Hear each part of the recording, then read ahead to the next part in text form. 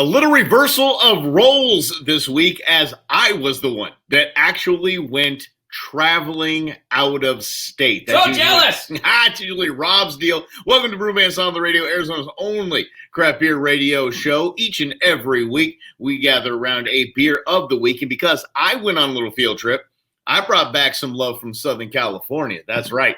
This is Offshoot Beer Company out of Placentia, California. This is their Unwind Hoppy Pilsner. I'm sorry, what was the name of the town that's from? Placentia, California. Okay, Placentia, California. Yeah, you're just used not placenta. It's Placentia.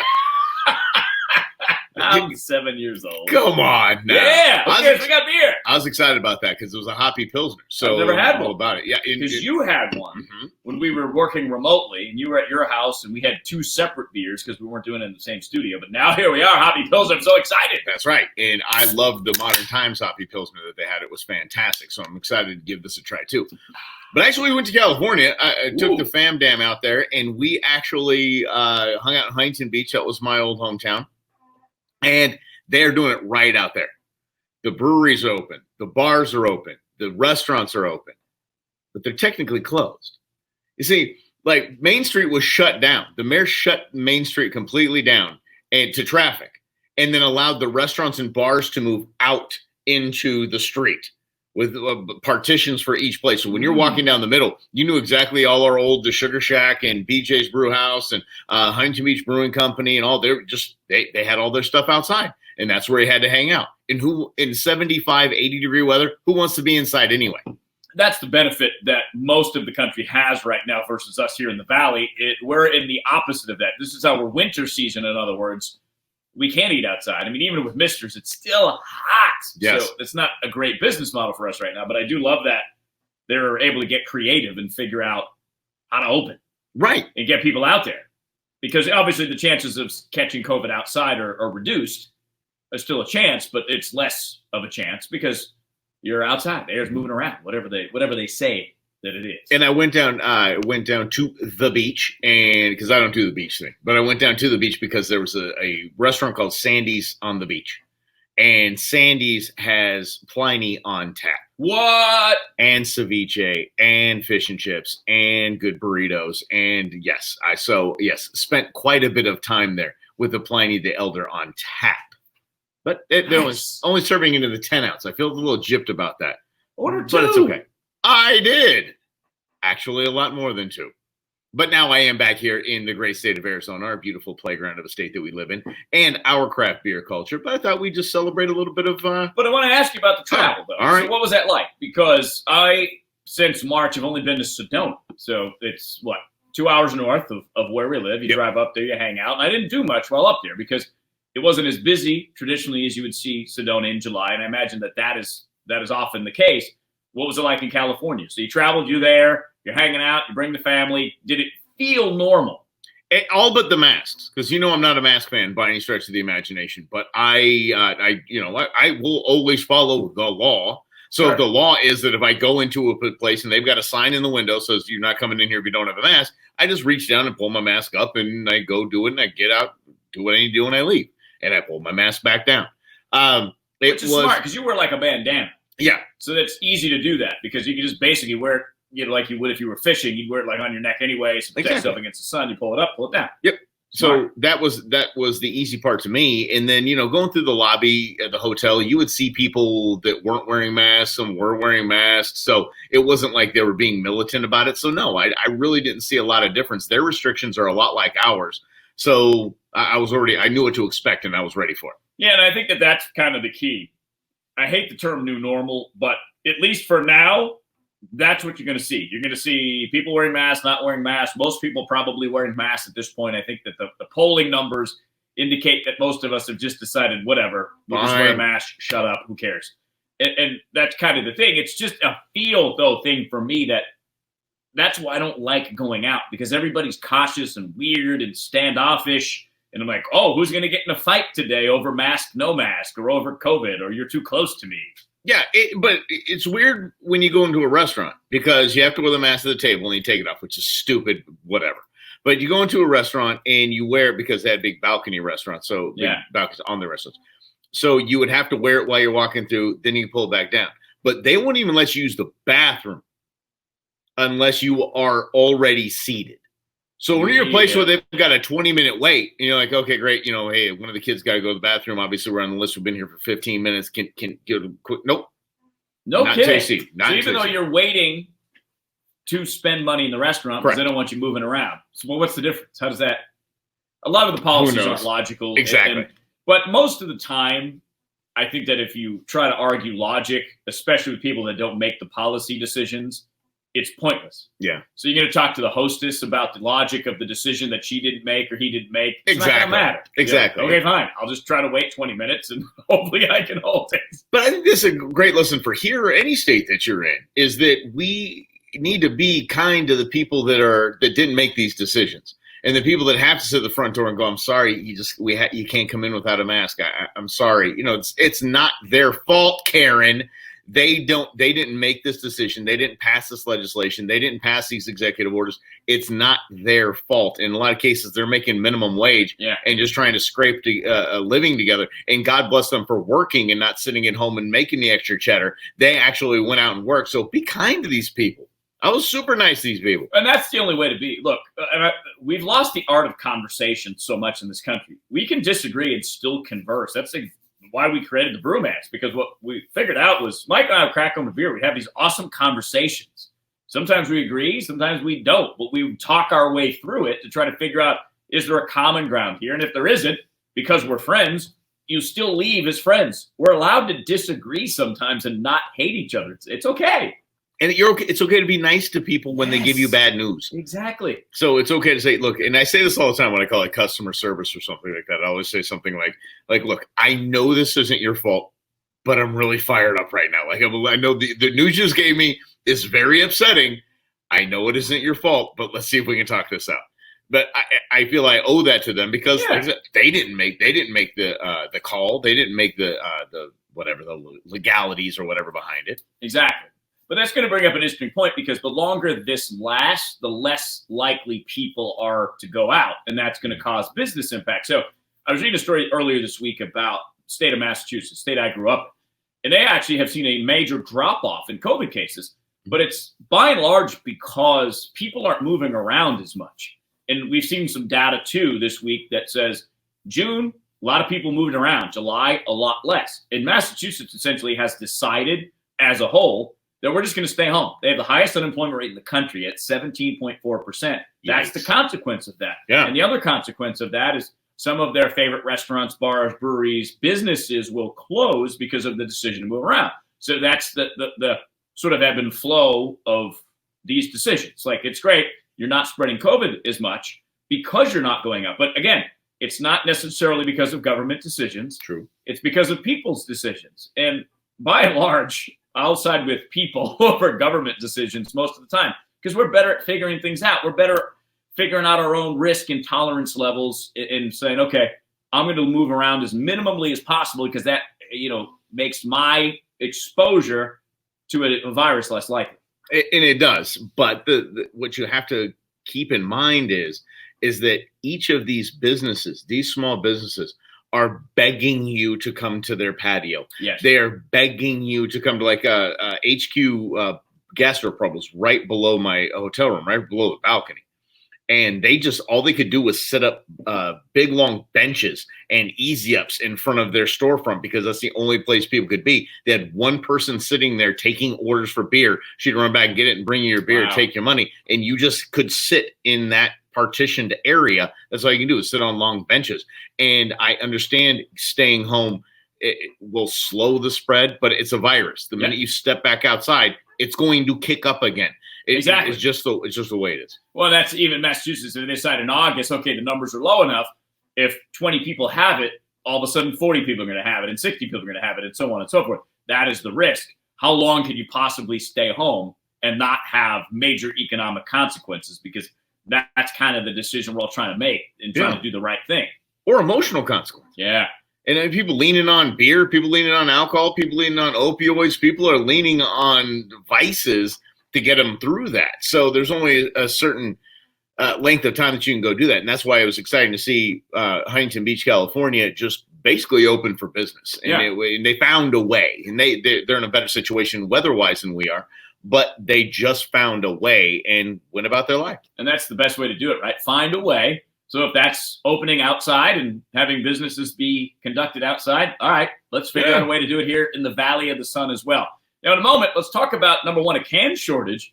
And beer seals are actually still huge, but it's still going to have consequences on breweries. We'll get into that next on the Brewmance on the radio. Mike Russell, Rob Hunter hanging out with you. Thanks for being with us here on 550 KFYI. Good news, beer sales are up. Bad news, there's a can shortage. Welcome back to the Brewmance on the radio. It's Mike Russell and Rob Hunter drinking a beer. This time it's from where, Mike Russell? The Offshoot Beer Company in Placentia, California. It was part of my field trip last weekend, and I brought back some California beers. It's called Unwind. That's right. Hoppy Pilsner. Hoppy Pilsner. So there you go. So you add some hops to it, make it a Pilsner, see how it goes. Sure. Or just crack open the can and go, wow, they did a good job. That's about it. I'm going to give you a preview. We basically pick one beer each week, and we review it at the end of the show. But I'm going to tell you, this beer goes down very easy. It does. So more on that coming up. Okay. So beer sales are way up. Yep. At like $1 billion a week. Yes. Up. So that's got to be obviously the good news. Mm-hmm. 8th consecutive week, beer sales topped $1 billion. Okay. But what? That doesn't necessarily mean that breweries are going to survive. Yeah, so we've got news from Texas that they are predicting as many as 2/3 of Texas breweries could close by January 2021. In Florida, they're saying at least 100 breweries could be lost in that state, all because of obviously the effects of COVID. And, you know, some breweries, the brewery business model, if you're new to it, is kind of, they open as like neighborhood spots where most times people that live within a 5 or 7 mile vicinity come and hang out at the spot. Okay. Then they move on if they can. They figure out how to can their beer. First stop will be selling it in their shop, so you can go in and get it, take cans home. If they're lucky, they can get a distribution deal. And sometimes it's not luck, it's business.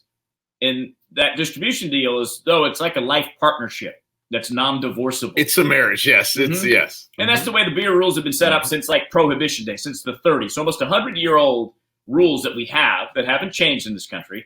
So if you go that route, you can get your beer in some of the big box stores and supermarkets, but there's a cost to that.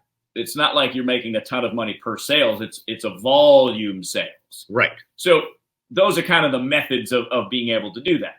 And there are some other little distribution methods in between. But if those are all being interrupted in one way, shape, or form, it's no wonder why over the long term, beer sales in cans are going to go up, because it's the easiest, most convenient thing to buy. Correct. But please understand this. There is when you say the beer sales are up billions of dollars, most of that is already the pre-mass distributed big macro breweries. It's not the mom and pop shops. It's not the brewery that's been open for a couple of years. That spike in sales is big brewers, big giant brewers. The craft beer industry needs to hold on to this, needs to hold on as best they can, and the best they can, and be Americans. And canning is cheaper than bottles, it's easier than bottles, and they can outsource it. And that's the first place I look now. I've moved away from bottles. I brought back a lot of Pliny, and those are in bottles. But I actually prefer cans. I look to cans first. If something's in a bottle and a can right next to each other, I'll grab the can first. A lot of people are trying to get out of town these days, trying to get away from the city, want to go camping, want to go hiking, things like that. They're not taking bottles with them. They're taking cans with them. So when I hear can shortage, I get kind of upset about this whole program because you keep my beer in cans. But that's it. Sales are up. More beer can sales being up. The big brewers are taking part of this. Other local mom and pop stores are trying to figure out how to get their beers in cans so it's easier for people to go get their beers, because a lot of them too. So in the craft beer world, again, if you're new to the craft beer world, if you've never been to a brewery, you can go in and buy a pint of beer. It comes in a glass. They'll pour it right there for you. Or you can get a growler. Growler is like either a 32 ounce or 64 ounce. My brother just bought me this gallon called, I forget what it's called, but it's this awesome, you put CO2 in it. What? But the challenge is right now, most of the brewers are not allowing outside growlers for to be real filled up because of, COVID concerns, whatever. So you have that challenge too. So I can't just roll in with my Brewmance branded growler, go into the store and say, I want, because now you got to buy a growler. I'm like, I already have 9 growlers. I'm not buying any more growlers. Tell me why. Tell me why, brewers. I want to know why you can't set up. And if you haven't thought of this, you're welcome. And if it doesn't work, just tell me why, because I really want to know. A lot of the places that allow you to bring in outside growlers, like Saddle Mountain, they'll grab it and they'll have me take. I got that little holder thing on it, and they'll have me take it off because they're going to dunk it. They're going to dunk in their cleaning solution. Yeah. Okay. So why can't you have the dunker at the door and like, okay, you're going to bring yours in? Okay, go ahead and give it a little dunky dunk, and then you can pour it out, and we'll rinse it off when you get it over here, and it's got the COVID gone from it. Well, and and maybe it's just an ease thing, and maybe it's just a lack of planning or not the ability to do that. Who knows? I mean, this is business owners' decisions trying to survive. Well, what I'm saying is that maybe they didn't think of it because let us do it. We will do it. But I'm not going to go to your place and buy a growler when I have 2 of my own. Mm-hmm. I'm not going to keep buying glass growlers because they're inconvenient and I don't like them. I like mine that are insulated, keep it cold, and are strong and tough and don't break. I want that.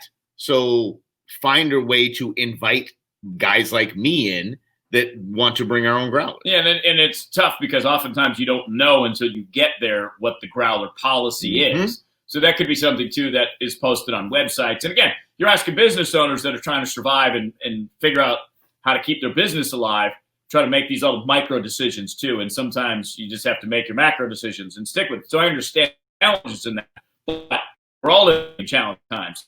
The easier you can make it for us, the more likely we are to patronize and give you money. Because we are those that are coming out and supporting local and going out of our way and driving away from our homes, going out of our way on our way to or from work to patronize your business. So make it easy for us. And I know it sounds kind of diva-ish in these times, but like Rob said, we're all going through this. We're all sacrificing. We're all taking cuts in pay. We're all taking some parents have to ditch one job because kids have to stay home. Mm-hmm. We're all suffering this, and we want to do our best to support all of you. So take out the stops. Yeah, exactly. And knowing that there are other challenges that you're going to face too. So the easier you can make the exchange of money from me to you, the better. Exactly. Look, and once again, it comes down to the word support. If I have to go to Helton or if I go to Rent House and their new policy is, because they need the help, is you need to buy, there's a 2 4-pack minimum. And I know that, I'm still going. Yeah. I'll just think, ooh, what other flavor do I want? Not, right.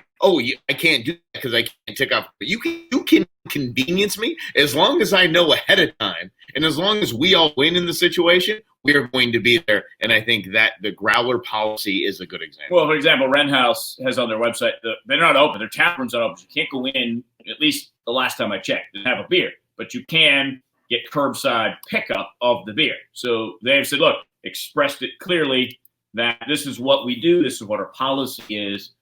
And clarity is always a great idea. Yes. When you're business, when you're a human being, it's clear about what you're feeling and what you're thinking is possible. Right. And I think we have our expectations set properly. We're gonna line up at the door. We're gonna make it happen if you allow us to line up at the door. Yeah. We will social distance. But now here's the other challenge though, is that craft beer drinkers, so we're already basically people who like quality. We would rather spend more money on less beer because it tastes better than more money on more beer. Correct. Less money on more beer. So the challenge is in these difficult times is now our group in the last 2 minutes we have here in the segment are essentially looking for alternatives because the craft beer is not as available in the store as we want it to be. Right. And that's why when I did travel, I brought back as much of that local craft to here because I wanted to make sure that we had good beer if we couldn't find good beer elsewhere. Yeah, exactly. So, we're talking about the competitiveness of the seltzers, which I imagine not many craft beer drinkers are going to buy, but we could be turning to whiskey or we could be turning to other types of liquor as well as we expand our palates, knowing, all right, well, I've already had 87 of these craft beers, so there's nothing else. Because I go to Safeway, for example, I've tried every craft beer they have. And I'm like, there's nothing new in here. And I know that the process it takes to get into a grocery store is, difficult shelf space, etc. But if I'm in there, I'm like, all right, what do I want to buy again? Or am I just vibe of Jameson IPA brewed whiskey? So good. It's so good. And I was at the Total Wine because it was right by the hotel. I was at the Total Wine and they in California, and it was the same stuff. I was walking down the aisle. I'm like, guys, do you have a local section? They know it's scattered in. And I'm like, but all my eye was going to on the shelves was the stuff that I see here, the stuff that's distributed, mass distributed. So, it was a bit of a deal, but I was committed. I was in, and I didn't want to go to the beach. The family's at the beach, and I didn't want to go. I used this as an excuse. Nice. Yeah. We're enjoying the fruits of that labor right now with Offshoot Beer Company's Unwind, a Hoppy Pills. I'll tell you all about it. Review coming up in about, 15 or 20 minutes. Up next, though, one of the big crap brewers, Stone Brewing, is taking on a small Kentucky brewery. We'll weigh into that when the Brewmance on the Radio continues next here on 550 KFY. Rejoice one, rejoice all. It is baseball season. That's right. Major League Baseball kicked off this week. And today, by the way, big, huge games going on. Fox was raking in the advertising dough as this was the first big sports day during tail end, I don't know, of COVID-19, and it makes me happier than a pig in slop. I'll tell you that. He's Rob Hunter. I'm Mike Russell. Neither of us in slop. We are enjoying an Offshoot Beer Company Unwind. This is a Hoppy Pilsner out of California, out of Placentia, California. No, not placenta, Rob. Placentia, California. Okay, baseball's weird. I get it. You probably saw a game, probably saw some highlights or something like that. Baseball's weird right now. There's cardboard cutouts behind the players, and it's weird. And they've got weird faces on it, and people bought them and paid money to it. It was odd. I actually considered doing it, by the way. Of course you did. Yeah. Well, you need to pay Mookie Betts' new $380 million 13-year contract. You want to talk contracts, Red Sox? Let's move on. So here we go. I love Mookie Betts. I know. I'm very jealous that you guys are willing to pay him $30 million a year for the next 13 years. It'll work. We'll work it out some way. So anyway, maybe they'll sell craft beer at the stadium for $380 million a bottle. It's LA. They might be able to pull it off. It is a little weird, but it was interesting. They were getting creative. They're funneling sounds into the stadium, so it's got that buzz throughout the game like it normally does. And it wasn't as bad as I thought it was going to be. I thought it was going to be silly. And I watched the game. I poured myself a nice craft beer like I would have at the stadium. Made myself some hot dogs and nachos, nice. And we just had a wonderful time watching our beloved Dodgers. See, I don't know. I'm just not into it. It feels weird. I don't like the socially distanced thing, and I get that sports is on, but I haven't quite got around to getting into it yet. Well, how many baseball games did you watch last season? Exactly. Maybe. I didn't even remember. I didn't even remember last season. Okay, but remember. You didn't watch a lot, so it wasn't like you were chomping at the bit like me and the fam to watch the baseball again. Right? No, and I guess the difficult part that I have is this new normal.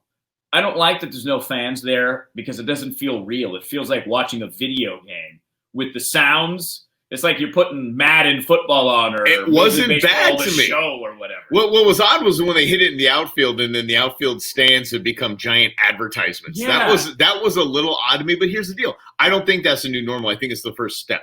It's a step back to normalcy, and that is what is exciting to me. So what I do is I'm watching and I'm tricking my own mind into thinking this is a stadium full of people. The sounds help. It's kind of cool that you get to hear the crack of the bat a little louder. You get to hear the ball hit the leather. It's pretty cool. I enjoyed it. I'm having fun with it. So there. I guess the other part I don't like that it's only 60 games because baseball is typically 102 games longer than that. So it's almost like it's a scrimmage season. It's, as the NHL is getting ready to get back up and going again this coming week, and the NBA, I don't remember when they start soon as well. It's late in the season for those two sports, and it feels like it's a bunch of professional players playing in, the big three, the NBA league that Ice Cube created? Yes. That's what it feels like to me. It feels like you can have a bunch of professional players not playing 3-on-3 basketball, playing in a game with nobody there. And Big Three actually drew some fans. So that's beside the point. But it's like a fun league. this is what it feels like. It's like, oh, we have nothing else to do, so we're going to have a fun league. My family, obviously, we're Dodgers fans. My daughter asked me, intern Beans, she said, do we really want to win the World Series this year? It's like always going to have an asterisk by it. It's like the COVID year. We only played 60 games. Because part of winning the World Series in baseball, the beauty of it all is that they muscled through that entire season.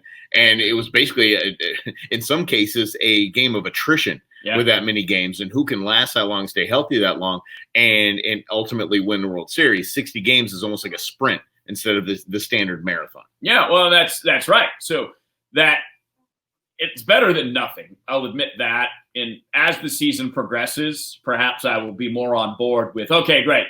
This is at least something other than, all right, I'm going to watch what on Hulu tonight or Netflix. Right, exactly, because you've already run through that. So you actually have live sports. But live sports, so fans are not. Stadiums now. Check this out. Anheuser-Busch, AB InBev, has just had to pay out a $5 million settlement with the government. Yes, from the Alcohol and Tobacco Tax and Trade Bureau. We have one of those. I didn't know. I just thought it was the ATF or nothing. I did not know there was an Alcohol and Tobacco Tax and Trade Bureau.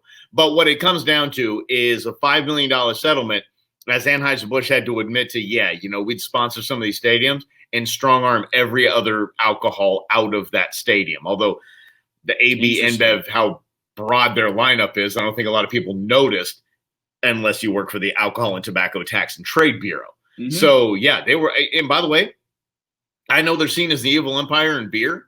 I don't blame them for this. If I'm going to spend $15 million, whatever it costs to put my name on a stadium, you're serving Brewmance beer. That's it. You're not serving anything else, or you can go look elsewhere to have somebody pay that kind of coin to put our name on the marquee. Well, the $5 million for them is nothing. So it was 100% worth it because they made more than $5 million on doing this. So if you're going to actually be serious and find these people for violations, you should probably say, oh, yeah, all the profits you made by doing this are coming our way. Now, I don't agree that the government should have that power necessarily, but they're like, all right, we got away with it. It's like when you punish your kid, but they still got away with it, and the punishment's like a little like, oh, okay, so you're not going to do it next time, all the time. Right? I do it all the time, yeah. And that happened to me as a kid. Yeah. But you knew, like, okay, the boundary was drawn. Like, okay, you got away with one. The punishment didn't match the crime, thankfully. And you're like, all right, cool. I learned a lesson. You know what would have been a fantastic punishment? Is they would have taken, obviously, a lot more money than this because this is lunch on Tuesday for ABM, but $5 million is nothing. What they would have done, a bigger settlement, and all of that money went to craft breweries that are struggling from COVID. Oh, that's cool. That would have been a huge win. It would have even been a win for AB InBev if their lawyers would have said, look, I know we're going to have to, let's do this. We're going to admit no guilt, but we're going to start a fund for $25 million, and we're going to give $100K to 250 or however the math works out, breweries around the nation that have been struggling from COVID. Yeah, good headline. Absolutely. Would have been a good move. No question. For employees, for brewers, whatever. Now, speaking of, so AB InBev, as you mentioned, is like the big conglomerate of beer. There's like 3 or 4 massive beer companies that say the brands that you typically see in a lot of the stores, a lot of the bars, etc. Well, on the craft beer side, one of the bigger craft beer brands that you might recognize is Stone Brewing. Yes. They are independently owned. Yes, independently owned. And they make really fantastic beer. But as you can see, they're getting bigger and bigger. They actually took on Keystone because what Keystone Light, ever had a Keystone Light? I had a Keystone Light phase. They put Stone on their beer. Because they're like, yeah, this is a 15 stone pack, and this is give me some stones. Like it was STON. The key wasn't even on there. It was just STON. So Stone took them on legally, fought it. I don't remember the end result of that. They won. I think they did. I thought they had. Mm-hmm. But now Stone is going in a different direction. They have sent a cease and desist letter to Sawstone Brewing Company in Moorhead, Kentucky. So they're flexing their muscle a little bit with somebody who's Sawstone. Sawstone, yes. And Sawstone is an actual thing. Sawstone is a thing. It's not, they didn't put Saw and then Stone Brewing. No, it's Sawstone Brewing is what it is. And this, look, from the way back days with my family when we had a wheel company here in town, and our name sounded like a steel company here in town. So instead of wheel, it was steel. So we had to go to them and get permission from them to keep our business named what it was. So I know this kind of thing, but to go after a small independent brewery, if Sawstone went national and became a huge, well-known brewery, then maybe Stone has a conversation with them. But to go cease and desist on their name, a small brewery in Kentucky, that's stupid. Well, that's bad form. That's California. And they're from, Stone is from California. Yes, and they're basically, we have deep pockets, and this small brewery most likely does not. Right. So they're trying to flex their almost monetary bullying in the face of this tiny brewery. Yeah, and then that's where it ceases to be okay. So especially too, because they're not distributed in California. Like, come on. Right. They're in Kentucky. This is a very, very bad look for Stone. I like those guys. They've done a lot of stuff right, and they don't turn into a big brewer that you roundly guessed, right? Yeah, because they brag about being one of the nation's largest independent brewers. Don't act like the ones that aren't. You're starting to, you jerks. In a moment, what's better, buying a beer at the brewery or in a store? We'll have the answer for that when the Brewmance on the radio continues right here on 550 KFYI. So maybe you wondered, is it better to buy your beer directly from the brewery, or is it better to buy in one of the big box stores, maybe the supermarket, if that's where you find your favorite craft beer? We've got an answer for you on the Brewmance on the radio. Thank you for hanging out with us. My name is Rob Hunter. He is Mike Russell, also known as Russell and Hunter here on 550 KFY. Catch us weekdays 4 to 7. This is Arizona's only craft beer radio show. It's how we connect you to the beer culture, not only here in the state of Arizona, but also around the country. This week, our beer is from California. Mike Russell, what is it? Placentia, California, Offshoot Beer Company's Unwind Hoppy Pilsner. It says you've earned this, and you're darn right I've earned it. I have earned a Hoppy Pilsner because I drove 11 hours combined to get this. So, yes, I have earned it. That is for sure. So each week we pick a beer of the week. We review it for you in this part of the show at the very end. But before we get you some news and notes to share with you, to connect you to that beer culture that we love so much, how much does buying a beer at a brewery instead of a store help it financially? So we brought this up a little bit earlier in the show. Is you have a couple of options when it comes to buying craft beer. So let's say, for example, Offshoot Beer Company is making this beer. You can get it on draft in the brewery where they pour it right into the glass for you as fresh can be. Then they have the option of putting it in a can and selling it in the brewery. And each state has different laws. I'm just going to assume for the moment that California has the law that allows this. Right, and they charge you more because of a redemption tax, you jerks. Oh, son of a... I know! God. They broke it down on the receipt. I'm like, you could have at least hidden it from me and just lied to me. But now you show me, now I'm mad. Yeah, exactly. Now, for example, here in Arizona, breweries can sell cans of their own beer. They can put in the bottle or put in the can, seal it up, put it in a little, fridge, and you can buy it right there. So a lot of breweries do that. That next step is distribution. You sign a deal with blah, blah, blah distribution company. They put it in Total Wine and Bevmo and supermarkets, wherever they can get shelf space. And that's their job. So that question comes back is, what's better? To buy it directly from the brewery or to buy it from Total Wine or Bevmo or Fry's or whatever? Well, obviously, if you're going to put a middleman in there, in this case, too, because there'd be a distributor and then the bottle shop or the grocery store. So they're going to have their markups. Typically, it's 30% both sides. So we're talking about a 60% markup. So if you're paying $3 or let's say it's $2 for a beer, there's already $1.20 of that isn't going to your brewery. So it's just economics, right? Everybody's got to get a little something. Sure. Because think about it. So you make the beer, you sell it, and you get more money because you're selling more beer because you have a wider distribution network. Then the distributor who takes the beer and comes and picks it up at your brewery and decides to put it in the stores. And they deliver it to the store. So they got gas and transportation and employees they got to pay for, and they need a profit as well. Right. So otherwise it wouldn't be in existence. Same thing for the grocery store. So the grocery store's like, okay, we bought, let's say, a 6-pack. Let's say it's $6, the wholesale price. So Russell and Hunter's, the Brewmance Brewery, sell our 6-packs for 4-packs for $6. And distributor A, B, C, and D is like, all right, we're going to come pick it up. We're going to buy it from you for $6. Like, cool, I get $6 as the brewery. Maybe it took us $4 to make. We get a $2 profit. They take the $6. They sell it for what would be what? 30% markup. So 60 cents. It'd be, $8 to the grocery store. So the grocery store's like, all right, we'll buy it for $8. We're going to sell it for 10. So we get $2. Mm-hmm. So everybody gets $2, in other words, profit. Pretty much. Yeah. Or to pay for labor and costs or whatever. But on the other side of that, understand. So we're not saying that distributors are bad or stores are bad, because I remember when I saw Helton Brewing at Total Wine, I was like, yes. Mm-hmm. And I went and I bought some, and I still want to support him locally, but that is not, he's not making the same amount as if I went and spent $12 for it actually in his cooler at the location.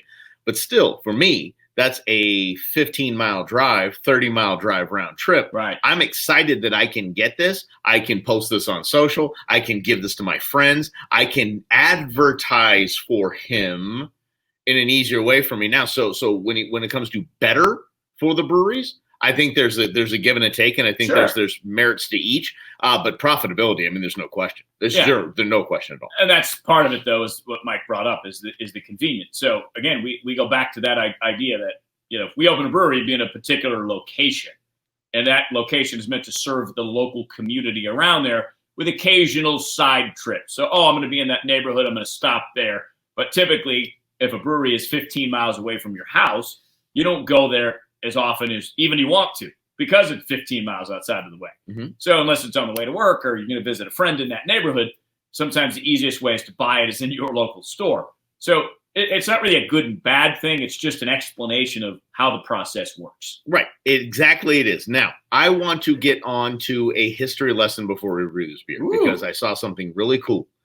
We're not having Beer Fest right now because of the COVID. We can't have it. But when we were having them and when we were going to return to them, one of the things that we saw were pretzel necklaces. Yeah. Pretzel necklaces are fantastic. Pretzel necklaces keep food in your stomach, help you absorb that alcohol a little bit, and keep it going a little bit, right? And a palate cleanser. Thank you very much, Rob Hunter.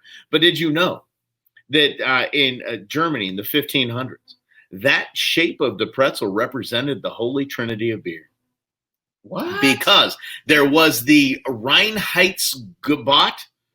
I am actually German, and I can't even pronounce that. Beer purity law, which stated, and that was in 1516, that stated that the only ingredients can go in beer is water, barley, and hops. The three vacant spots in a pretzel is supposed to present each of those ingredients. And then in the 1600s, when brewer monks were a thing, they wore the pretzel, the Holy Beer Trinity, as a necklace, like a cross you would wear, like the Catholics would wear a cross necklace or something like that. So you can wear that and say that you are praying to the beer gods as part of going to church, honey. Yes. I'm going to church. Going to church, got my necklace on, I'm ready to go. But I like the history of that, because this thing that we have in a can right here, Offshoot Beer Company, which we will review for you here in just a second, their Hoppy Pilsner called Unwind. It goes back to Mike's ancestors being of German descent. So his ancestors in 1600 were hanging out, drinking beers, eating pretzels. It's fantastic. That's right. Because they found out that the ingredients are similar, so they started making all these pretzels, and that was just kind of a combo deal. They were making the pretzels with the beer too. It's a beautiful thing. I know it is. And it's a little history. See, we give you a little knowledge in Arizona's only craft beer radio show. That's what we do. A little bit of knowledge goes bring a long people way. Together. That's right. Yeah, this is our part. Look, we're political. We have opinions. We share them with you on the radio. If you listen to us weekdays 4 to 7, right here on 550 KFY.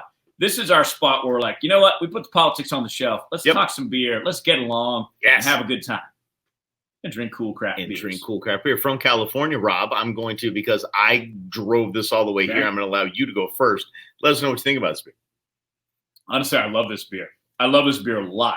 So this is a Pilsner, so it goes down smoother and faster than an IPA would. So we're typical IPA guys. In the industry, we're called hop heads because we like the hops. So those 4 main ingredients that Mike was talking about, one of the big ones that get the flavor out of is the hop and the hop profile. So a Pilsner has hops because they're needed to brew, but a Pilsner just tastes like a straight beer. When you start adding bitter elements, and the more bitter your beer gets, that's the hop profiles taking over. Or if you drink ambers or something of those, like porters, those are more malty. Another one of the 4 main ingredients in beer, right? So this takes basically the idea of a Pilsner, which I think pretty much everybody's familiar with a Pilsner. Sure. It's like a straight beer.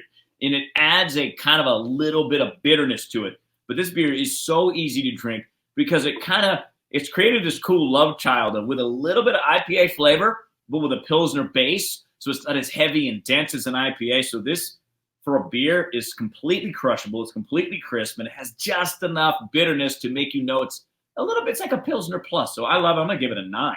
Whoa. Okay. I love the beer. Now I'll tell you, I was introduced to Hoppy Pilsners by Modern Times, and I think it was a seasonal, and I loved it. I thought it was fantastic, and it was a little sweeter than this. But when I was trying to be a good boy when I was in California, trying to limit myself to 4 4-packs when I was there, just to bring back up, because I was like, I knew we were bringing Pliny back and all that. So I was. By the way, Pliny, Mike talks about it. It's like the pinnacle. It's like the original double dry hopped IPA. Dry hopping is a process where you add hops after the brewing process. You put them in dry to add more flavor and hops and citrus to the beer. But next week we're going to put it up against Knuckle Sandwich from Bootleggers Brewery out of California as well. So I was introduced by Modern Times. I saw this, and it was deciding between this and another beer. I grabbed this one because it was a Hoppy Pilsner, because I was so impressed by the Hoppy Pilsner from Modern Times. Now, Offshoot, you did great. This is not over-sweetened. This is a good balance. I'm almost to a 9, but I think I was at a 9 with the Modern Times. I do like a little bit more refreshingness in there. So 8.5. I'm not going to punish you with a half a point. Slacker. That means go get it still. Yes. Anything over a 7 means get off your booty, go get it. And this is definitely a go-get-it beer if you're in California. Great job, guys. We call it the Brewmance barometer. We take our scores, we divide them by 2, and there you get an 8.75, which is really high on our scale. Huge. We've never given a 10. We've got a couple 9.5s, a few 9s here and there, a lot of 8.5s. So this is in that top echelon of beers that we have tried. Part of the Brewmance on the Radio, Arizona's only craft beer radio show. We also have a podcast where we'd love to check out. We talked to our friend Alex, who caught COVID-19. You can find it on Facebook or on the iHeartRadio app, wherever you get your podcast. Check it out on the Instagram at _Brewmance. And, of course, this show back next Saturday night, 6 p.m. right here on 550 KFYI. Cheers, everybody.